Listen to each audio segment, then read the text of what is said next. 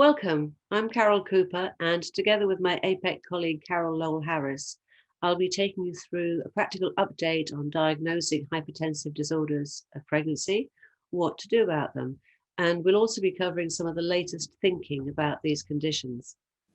The definitions may have changed since you last took an exam, and there's now more that can be done, including spotting women who are at higher risk. Now, you all know that pre-eclampsia and other hypertensive disorders of pregnancy are dangerous. How dangerous? Well, it varies. And how common? Well, it's hard to get accurate figures, but 8 to 10% globally is about right. Crucial thing, of course, is that good care improves outcome. And that's why the UK now sees far fewer pregnant women dying. But the risks are still there. And even if, as a GP, you don't set out to look after women in pregnancy, there are many situations where you're likely to be the first to know about hypertensive disorders, which is why it's so important to recognize them and to refer appropriately. Now, just to define these hypertensive disorders, I think the box sums them up.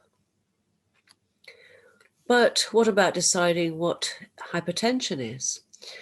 Well, hypertension in pregnancy is greater than or equal to 140/90, and it's severe if it's greater than or equal to 160/110.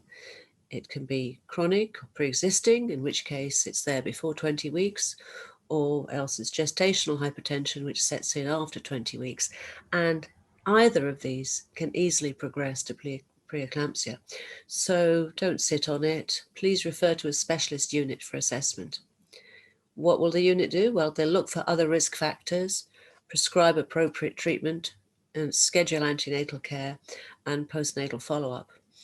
And if the hypertension is severe, that is greater than or equal to 160/110, please refer to hospital immediately. Again, to a specialist, because there's no point referring to A&E. They'll know far less than you do.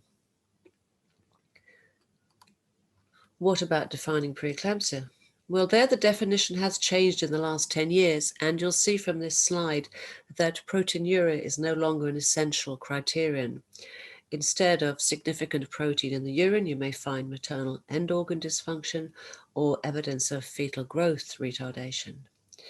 The box shows the range of symptoms a woman may develop, but as you know only too well, there are often no symptoms at all, with preeclampsia being picked up at a completely routine appointment.